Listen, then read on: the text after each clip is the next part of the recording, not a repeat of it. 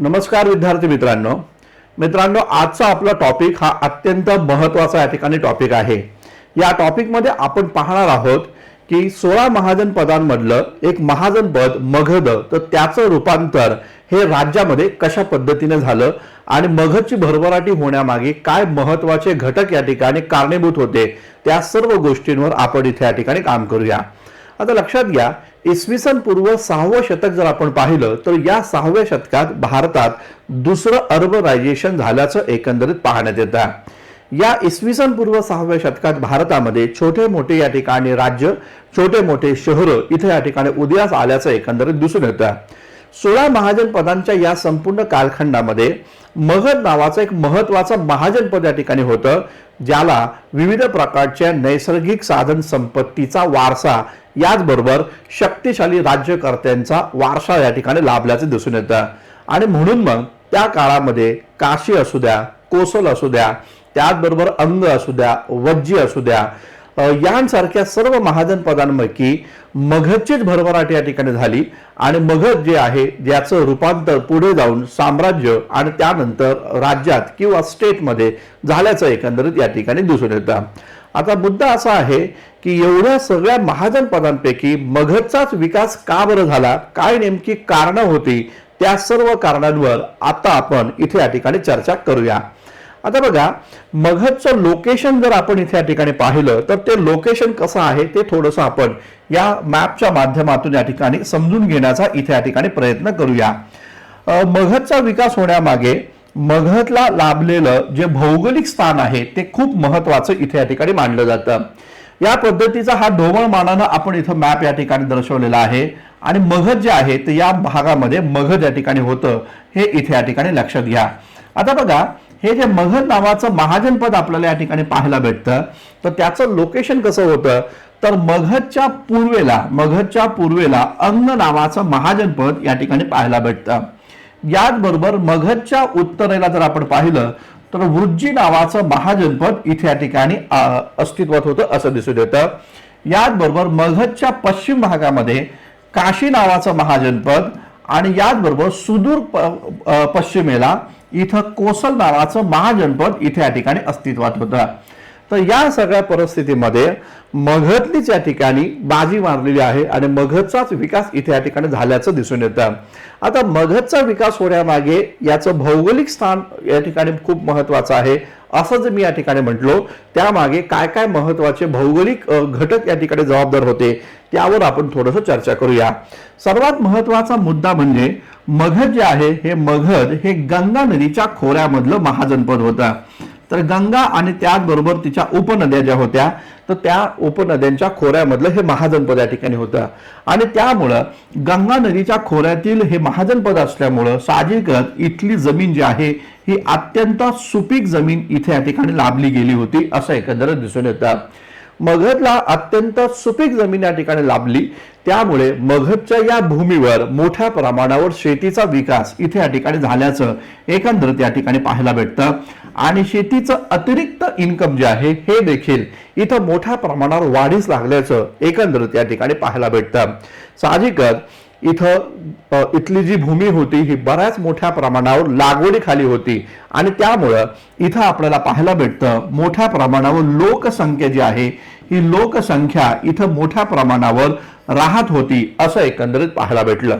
साहजिकच मगधची जमीन ही सुपीक होती, शेती मोठ्या प्रमाणावर या ठिकाणी होत होती आणि लागवडीखाली खूप जास्त शेती असल्या कारणामुळं मोठ्या प्रमाणात लोकसंख्या इथं राहत असल्या कारणामुळं या लोकसंख्येचा उपयोग मगधला सैन्यामध्ये इथे या ठिकाणी करता आला असं पाहायला भेटतं आणि म्हणून आपण इथे या ठिकाणी म्हणू शकतो मगध जे होतं मगधला अतिरिक्त किंवा जास्तीत जास्त लोकसंख्या लाभल्यामुळं मगध जे आहे तर त्या मगधमध्ये मोठ्या प्रमाणावर सैन्य इथे या ठिकाणी स्थापन करण्यात आलं किंवा सैन्य निर्माण करण्यात आलं असं आपल्याला पाहायला भेटतं।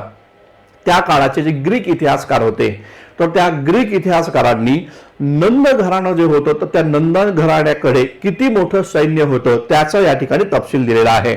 तर लक्षात घ्या, मगधकडे सुमारे 2 लाख या ठिकाणी पायदळ होतं। तर 2 लाख पायदळ हे या ठिकाणी मगधकडे होतं। त्याचबरोबर पाहायला असं भेटतं या मगधकडे या ठिकाणी 20,000 जर आपण पाहिलं तर ते घोडदळ जे आहे हे घोडदळ हे साधारणतः 20,000 घोडदळ हे या ठिकाणी मगधकडे या ठिकाणी होतं आणि याचबरोबर मगधकडे सुमारे या ठिकाणी 2,000 या ठिकाणी रथ देखील होते आणि साधारणतः 3,000 हत्तीदळ हे आपल्याला इथे या ठिकाणी पाहायला भेटतं. तर एवढं मोठं सैन्य मगध या ठिकाणी वापरू शकलो याचं कारण या ठिकाणी आहे की मगधमध्ये अवाढव्य लोकसंख्या इथे या ठिकाणी राहत होती आणि म्हणून मगधमध्ये खूप मोठ्या प्रमाणावर या लोकसंख्येचा उपयोग या ठिकाणी सैन्यामध्ये करण्यात आल्याचं एकंदरीत या ठिकाणी पाहायला भेटतं. याचबरोबर महत्वाचा दुसरा घटक आपल्याला पाहायला भेटतो. मगध जे आहे ते मगधचं लोकेशन जर आपण पाहिलं तर मगधची राजधानी या ठिकाणी होती सुरुवातीला, तिचं नाव होतं राजगृह. लक्षात घ्या, राजगृह ही जी राजधानी आहे तर त्या राजधानीचं दुसरं नाव गिरिवृज्य असं पण या ठिकाणी आहे असं देखील आपल्याला दिसून येतं. आता मुद्दा नीट समजून घ्या की ही जी राजधानी होती राजगृह, तर ही राजधानी ही पाचही दिशेनं किंवा पाचही बाजूनं इथे या ठिकाणी डोंगरांनी घेरलेली होती, उंच उंच टेकड्यांनी इथे या ठिकाणी घेरली होती. चारही बाजूनं उंच उंच टेकड्या असल्यामुळं ही जी राजधानी होती ही सर्वात जास्त सुरक्षित या ठिकाणी होती असं या ठिकाणी मानलं जातं आणि म्हणूनच या राजधानीला या ठिकाणी गिरिवृज्य असं या ठिकाणी म्हटलं जातं, जी राजधानी चारही दिशेनं या ठिकाणी डोंगरांनी म्हणजे गिरींनी या ठिकाणी घेरलेली आहे आणि त्यामुळं सुरक्षित ही मोठ्या प्रमाणावर असल्या कारणामुळं शत्रूला या मगध महाजनपदाचा पराभव कधीच या ठिकाणी करता आला नाही असं एकंदरीत या ठिकाणी दिसून येतं. दुसरा महत्वाचा मुद्दा या ठिकाणी होता, मगधचं जर लोकेशन आपण पाहिलं तर मगधचं लोकेशन हे दक्षिण बिहारमध्ये या ठिकाणी येतं आणि त्या भागामध्ये छोटा नागपूर पठार जो आहे हा छोटा नागपूर पठारचा भाग इथे या ठिकाणी पाहायला भेटतो. साहजिकच ह्या छोटा नागपूर पठारामध्ये मोठ्या प्रमाणावर खनिज संपत्ती जी आहे ही खनिज संपत्ती ही मगधला इथे या ठिकाणी प्राप्त झाल्याचं एकंदरीत पाहण्यात येतं. तर मोठ्या प्रमाणात खनिज संपत्ती मगधला या ठिकाणी मिळाली. मगधच्या या भागामध्ये मोठ्या प्रमाणावर पाहायला असं भेटतं लोह आणि त्याचबरोबर तांब्याचा विपुल साठा या ठिकाणी होता. या सर्व साठ्यांमुळे दिसून असं आलं की मगधनं या साठ्यांचा वापर करून हत्यारं या ठिकाणी निर्माण केली, शेतीची अवजारं आणि त्याचबरोबर युद्धासाठी लागणारी हत्यारं मगध या ठिकाणी मुबलक प्रमाणामध्ये निर्माण करू शकला असं आपल्याला पाहायला भेटतं. तर मगधचं हे भौगोलिक स्थान हे अत्यंत महत्वाचं या ठिकाणी मानलं जातं. त्याचबरोबर जर आपण इथं पाहिलं तर मगधचा एक राजा होता ज्याचं नाव होतं बिंबिसार. तर या बिंबिसारने काय केलं होतं तर मगधच्या पूर्वेकडचं राज्य जे होतं अंग तर ते या ठिकाणी जिंकून घेतलं होतं. साहजिकच मगधचं पूर्वेकडचं राज्य अंग हे जिंकून घेतल्यामुळं या संपूर्ण समुद्र किनारीवरचा जो भाग जो आहे म्हणजे पूर्वेकडचा किनारपट्टीचा जो भाग आहे तर पूर्व किनारपट्टीवर या मगधचं नियंत्रण या ठिकाणी स्थापन झालं आणि त्याचबरोबर त्या भागात असणारा जो काही जल व्यापार या ठिकाणी होता तर त्या जल व्यापारावर मगधचा एक छत्री अंमल या ठिकाणी होता असं एकंदरीत दिसून येतं. साहजिकच या भागातून जो काही जल व्यापार होता तर त्या जल व्यापारावर मगधचं नियंत्रण असल्यामुळं मगधला या भागातून मोठ्या प्रमाणात टॅक्स या ठिकाणी मिळू लागला. मगधनं आपलं अतिरिक्त इन्कम जे आहे शेतीतनं घेतलेलं जे अतिरिक्त इन्कम जे आहे ते अन्य देशांमध्ये विकल्यामुळं तिथून देखील त्याला टॅक्स मिळाला आणि याचबरोबर जल व्यापारातून देखील मगधला मोठ्या प्रमाणात टॅक्स या ठिकाणी मिळत होता असं एकंदरीत दिसून येतं. साहजिकच मोठ्या प्रमाणावर मगधला टॅक्स मिळाल्यामुळं मगधची आर्थिक सुबत्ता ही खूप मोठ्या प्रमाणावर वाढली गेली असं आपल्याला या ठिकाणी पाहायला भेटतं. याचबरोबर आपल्याला या ठिकाणी पाहायला भेटतं मगधचं लोकेशन जर आपण इथं दिसलं तर आपल्याला लक्षात घ्या गंगा नदी, त्याचबरोबर गंडक नदी आणि याचबरोबर सोन नदी. गंगा नदी, गंडक नदी आणि सोन नदी या तीन महत्वाच्या नद्या या मगधमधनं या ठिकाणी जात होत्या आणि त्यामुळं या तीनही नद्यांच्या द्वारे मगधनं आपल्या जवळच्या आणि त्याचबरोबर ज्या काही दूरपर्यंतचे जे काही प्रदेश होते तिथपर्यंत संपर्क साधलेला आपल्याला दिसून येतो आणि या जलवाहतुकीच्या माध्यमातून या मगधनं आपले मित्र निर्माण केले होते आणि याचबरोबर जे मगधच्या विरोधात गेलेले आहेत त्यांचा काटा काढण्यासाठी देखील या ठिकाणी मगधला या नद्यांचा वापर या ठिकाणी करता आला असं दिसून येतं. म्हणजे गंगा नदी, गंडक नदी आणि सोन नदी या 3 महत्वाच्या नद्या मगधमधनं जात असल्या कारणामुळं या 3 नद्यांवर मगधनी आपलं नियंत्रण स्थापन केलं आणि या प्रकारच्या जलवाहतुकीच्या माध्यमातून आपल्या शेजारी राष्ट्रांसोबत त्यांनी मैत्रीचे संबंध स्थापित केले आणि जे मगधच्या विरोधामध्ये या ठिकाणी गेलेत त्या लोकांना पराभूत करण्यामध्ये मगधनं मोठ्या प्रमाणात भूमिका या संपूर्ण काळामध्ये घेतल्याचं एकंदरीत या ठिकाणी पाहायला भेटतं। याचबरोबर लक्षात घ्या, मगध जर आपण इथे या ठिकाणी पाहिलं तर मगधची एक दुसरी महत्वाची राजधानी होती, ती या ठिकाणी होती पाटलीग्राम। तर पाटलीग्राम नावाची ही जी एक राजधानी आहे, तर ही राजधानी जिला आज आपण पटना या ठिकाणी म्हणतो, तर ते पाटलीग्राम हे एक प्रकारे व्यापारी केंद्र होतं। अजातशत्रूच्या काळामध्ये अजातशत्रूनं पाटलीग्राम या नावाचं शहर वसवलं होतं आणि जे एक व्यापाराचं केंद्र या ठिकाणी त्या काळामध्ये होतं। विविध प्रकारचे व्यापारी इथं एकत्र येऊन तिथे या ठिकाणी व्यापार करत होते, आपल्या वस्तू तिथे या ठिकाणी विकत होते। साहजिकच अजातशत्रूनं स्थापन केलेल्या या पाटलीग्राम या बाजारपेठेवर मगधचं नियंत्रण असल्या कारणामुळं मगधमध्ये जे लोक शासक होते त्या लोकांना इथं मोठ्या प्रमाणात टॅक्स मिळत होता, मोठ्या प्रमाणावर त्यांना आर्थिक सत्ता इथे या ठिकाणी या पाटलीग्रामामुळे निर्माण झाली। त्याचमुळे नंतरच्या काळामध्ये आपल्याला दिसून येतं मगधची दुसरी राजधानी ही पाटलीपुत्र अशी या ठिकाणी बनली। पाटलीग्रामचंच रूपांतर पुढे जाऊन पाटलीपुत्र मध्ये या ठिकाणी झाल्याचं आपल्याला या ठिकाणी दिसून येतं। या प्रकारे मगधची भौगोलिक स्थिती जर आपण या ठिकाणी पाहिली तर ती खूप जास्त शक्तिशाली आणि सक्षम या ठिकाणी होती असं आपल्याला दिसून येतं। याचबरोबर सर्वात महत्त्वाचं कारण जर आपण या ठिकाणी इथं पाहिलं तर मगधला लाभलेले शक्तिशाली शासक। तर लक्षात घ्या, मगधला जे शक्तिशाली शासक या ठिकाणी लाभले ते शक्तिशाली शासक अन्य महाजन पदाला या ठिकाणी लाभलेले दिसत नाही असं आपल्याला पाहायला भेटतं। मगधचं जर आपण पाहिलं तर या मगधमध्ये कैक असे शक्तिशाली राजवंश या ठिकाणी प्राप्त झाल्याचं दिसून येतं। जसं की आपल्याला पाहायला भेटतं की इसवी सन पूर्व 8व्या शतकामध्ये इथं ब्राह्मण नावाचा वंश या ठिकाणी होता। त्यानंतर इसवी सन पूर्व 6व्या शतकामध्ये इथं हर्यंक वंशाचा राज्य किंवा हर्यक वंशाचे राज्यकर्ते इथं राज्य करताना आपल्याला पाहायला भेटतं। हर्यक वंशामध्ये बिंबिसार नावाचा एक महत्वाचा शासक इथं आपल्याला पाहायला भेटतो, ज्या बिंबिसारनं मगधच्या पूर्वेकडचं जे राज्य होतं अंग, तर त्या अंगाचा पराभव या ठिकाणी केला आणि अंग राज्य मगधमध्ये विलीन करून घेतलं होतं। बिंबिसार एक महत्वाचा शासक या काळामध्ये होता की ज्यानं वैवाहिक संबंध आणि मैत्रीपूर्ण संबंधांच्या द्वारे अन्य महाजन पदांसोबत त्यानं सलोख्याचे संबंध स्थापन केल्याचं दिसून येतं। लक्षात घ्या, कोसल नावाचं एक महत्वाचं महाजन पद आपल्याला इथे या ठिकाणी पाहायला भेटतं। इथं कोसल महाजन पद आहे पहा।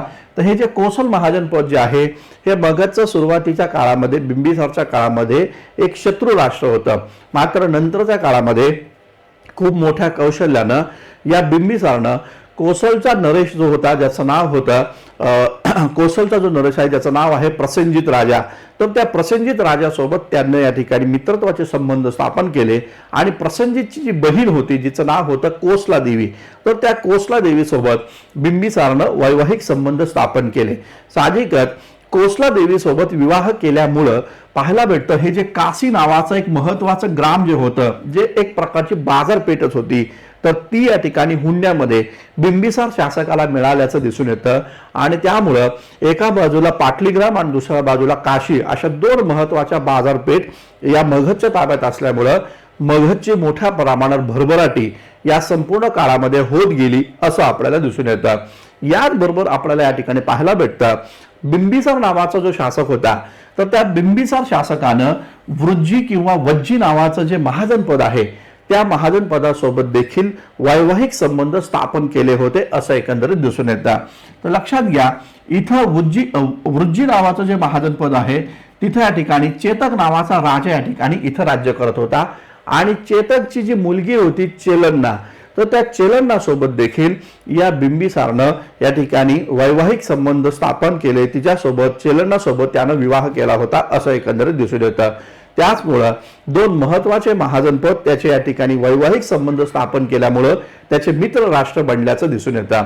मगधच्या अत्यंत पश्चिमेकडचा भाग जर आम्ही पाहिला तर इथं या ठिकाणी पाहायला भेटतं उज्जैन नावाचं महत्वाचं अवंती नावाचं महत्वाचं महाजनपद होतं आणि उज्जैन ही त्याची या ठिकाणी राजधानी होती.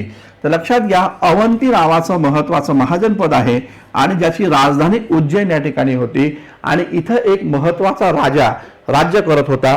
तर त्या राजाचं नाव या ठिकाणी लक्षात असू द्या. तर त्या राजाचं नाव या ठिकाणी होतं, अवंतीचा राजा होता प्रद्योत.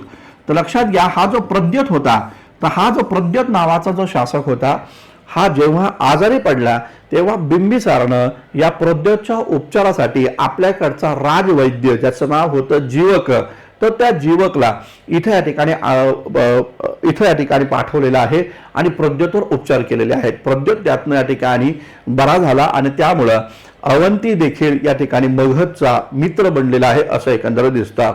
याच बरोबर पाहायला भेटतं इकडं अफगाणिस्तानचा जो भाग आहे तिथं आपल्याला एक महत्वाचं राज्य या ठिकाणी इथं होतं, ज्या महत्वाच्या राज्याचं नाव होतं गांधार. तर लक्षात घ्या, गांधार नावाचं राज्य जे होतं तर त्या गांधारचा राजा होता पुकसती. जो पुकसती हा या ठिकाणी बिंबिसारचा मित्र या ठिकाणी होता असं एकंदरीत पाहण्यात येतं. आणि म्हणून मगधनं आपल्या अवतीभोवती, नीट समजून घ्या काय म्हणतो मी, मगधनं आपल्या अवतीभोवती अशा प्रकारे मित्र राष्ट्रांचं एक वलय निर्माण करून ठेवलेलं होतं की ज्यामुळं मगध या ठिकाणी पूर्णतः सुरक्षित असणारं स्टेट इथे या ठिकाणी पाहायला भेटतं. मगधच्या या ठिकाणी उत्तरेकडे वृज्जी होतं, त्याचबरोबर इकडे कोसल होतं, इकडे अवंती आहे आणि इकडे गांधार आहे. आणि म्हणून मग मगध जे आहे हे मगध आपल्या अवतीभोवती एक महत्वाचं मित्र राष्ट्रांचं एक जाळं निर्माण करू शकलं, ज्यामुळं मगध पूर्णतः सुरक्षित या ठिकाणी बनल्याचं दिसून येतं. लक्षात घ्या, बिंबिसारचा मुलगा होता अजातशत्रू. हा जो अजातशत्रू होता हा जास्त महत्वाकांक्षी होता आणि या अजातशत्रूनं आपल्या या संपूर्ण काळामध्ये मगधची गादी प्राप्त करून त्यांनी आपल्या मगधचं साम्राज्य आणखीन जास्त वाढवल्याचं एकंदरीत दिसून येतं. वृज्जी हे जे महत्वाचं महाजनपद होतं ते देखील अजातशत्रूनं जिंकून घेतलं. 16 वर्षे दीर्घ संघर्ष अजातशत्रूला इथं करावा लागला आणि नात्यानं आपला मामा असणाऱ्या कोसलचा राजा होता प्रसेनजित, तर त्याचाही पराभव करून कोसल आणि काशीवर या प्रकारचं अधिराज्य हे अजातशत्रूनं या ठिकाणी गाजवल्याचं एकंदरीत दिसून येतं. लक्षात घ्या, अजातशत्रूच्या नंतर उदयभद्र नावाचा एक राजा येतो आणि त्याच्या नंतर पाहायला असं भेटतं हे हर्यक वंश समाप्त होतो आणि हर्यक वंशाच्या नंतर दिसून असं येतं शिशुनाग नावाचा वंश इथे या ठिकाणी सत्तेमध्ये येतो आणि शिशुनागाच्या नंतर पाहायला असं भेटतं की या भागामध्ये नंद राज्य इथे या ठिकाणी अस्तित्वात येतात. नंद हे भारतातले पहिले शूद्र राजे या ठिकाणी मानले जातात आणि या प्रकारे महापद्मानंद हा नंद घराण्याचा संस्थापक या ठिकाणी आहे आणि त्याचा अंतिम राजा होता तो म्हणजे धनानंद. तर लक्षात घ्या, प्लुटार्क नावाचा जो ग्रीक इतिहासकार आहे त्यानं भूमिका अशी मांडली आहे की धनानंदाच्या काळामध्ये या मगधचा विस्तार हा खूप मोठ्या प्रमाणात झाला होता आणि मगध एक साम्राज्य बनलं होतं आणि त्या मगधकडे सुमारे 2 लाख पायदळ, 20,000 घोडदळ, 2,000 रथ आणि 3,000 हत्तीदळ एवढं मोठं सैन्य हे मगधमध्ये या ठिकाणी होतं आणि त्यामुळं हे एक अवाढव्य साम्राज्य या ठिकाणी बनलं आणि या साम्राज्याचा पराभव करण्यासाठी सिकंदर अलेक्झांडर हा या ठिकाणी भारतामध्ये आला होता. वायव्य सरहद्द प्रांतामध्ये तो आला होता. मात्र धनानंदचं हे जे सैन्य पाहिल्यानंतर या अलेक्झांडरचं सैन्य देखील या ठिकाणी घाबरून गेलं आणि एवढ्या मोठ्या अवाढव्य सैन्यापुढे आपला टिकाव लागणार नाही या प्रकारची भूमिका त्याच्या सैनिकांनी घेतली. परिणामी धनानंद सोबत युद्ध न करता ते या ठिकाणी माघारी फिरलं असं आपल्याला या ठिकाणी दिसून येतं. आता नीट समजून घ्या, नंद घराण्याचा हा अंतिम राजा धनानंद याचा पराभव झाला चंद्रगुप्त मौर्याच्या द्वारे आणि चंद्रगुप्त मौर्यानं मगधमध्ये आपली सत्ता या ठिकाणी स्थापन केली. आता पहा इथं की मगधमध्ये आपली सत्ता स्थापन केल्यानंतर या चंद्रगुप्त मौर्यानं हा जो वायव्येकडचा जो भाग या ठिकाणी होता, या भागात वायव्येकडचा जो भाग होता त्या भागामध्ये छोटे छोटी गणराज्य होती. ते सिकंदरच्या आक्रमणामुळे ही छोटी छोटी गणराज्य हे नष्ट झालेली होती आणि त्याचाच फायदा चंद्रगुप्त मौर्याने या ठिकाणी घेतला. यांच्यासोबत त्याने संवाद साधला आणि मगधच्या एका मोठ्या स्टेटमध्ये तुम्ही या ठिकाणी स्वतःला विलीन करून घ्या या प्रकारची भूमिका चंद्रगुप्त मौर्यानं वायव्य सरहद्द प्रांतातील छोट्या छोट्या प्रांतांपर्यंत मांडल्याचं एकंदरीत या ठिकाणी दिसून येतं. या सर्व गोष्टीचा परिणाम काय नेमका झाला, तर या सर्व गोष्टीचा परिणाम या ठिकाणी झाला की चंद्रगुप्त मौर्याच्या काळामध्ये मगधचं रूपांतर एका स्टेटमध्ये या ठिकाणी झालं आणि जिथं राज्य निर्मितीसाठी आवश्यक असणारे 4 महत्वाचे घटक, ज्यामध्ये भूप्रदेश आहे, ज्यामध्ये लोकसंख्या आहे, ज्यामध्ये गव्हर्नमेंट आहे आणि ते गव्हर्नमेंट हे सार्वभौम आहे, या सर्व गोष्टी इथं चंद्रगुप्त मौर्याला जुळवून घेता आल्या आणि त्यातून मग मगध एक स्टेटमध्ये रूपांतरित झाल्याचं एकंदरीत या ठिकाणी पाहायला भेटतं. तर लक्षात घ्या मित्रांनो, या प्रकारे मगध जर आपण पाहिलं तर हे मगधचं साम्राज्य हे एवढ्या मोठ्या भूभागावर पसरल्याचं एकंदरीत दिसून येतो, ज्यामध्ये दक्षिणेकडचा तमिळ प्रांत जर आपण या ठिकाणी सोडला आणि ईशान्य भारत जर आपण या ठिकाणी सोडला तर या प्रकारचा हा संपूर्ण भारत जो आहे, जो अफगाणिस्तानच्या सीमारेषांपर्यंत या ठिकाणी जातो, तेवढा सगळा भारत हा मगधच्या म्हणजेच मौर्यांच्या अधिपत्याखाली हा या ठिकाणी गेल्याचं एकंदरीत दिसून येतं. तर मित्रांनो, आपण आजच्या या लेक्चरमध्ये मगध जे महत्वाचं महाजनपद आहे तर त्या महाजनपदाचं रूपांतर राज्यात कसं झालं, त्याला कोणकोणते घटक या ठिकाणी जबाबदार आहे, तर त्या सर्व गोष्टींवर आपण इथं डिटेल्सपणे या ठिकाणी चर्चा केलेली आहे. तर थांबूया, आपण भेटूया पुढच्या सत्रामध्ये. तोपर्यंत धन्यवाद. Thank you very much.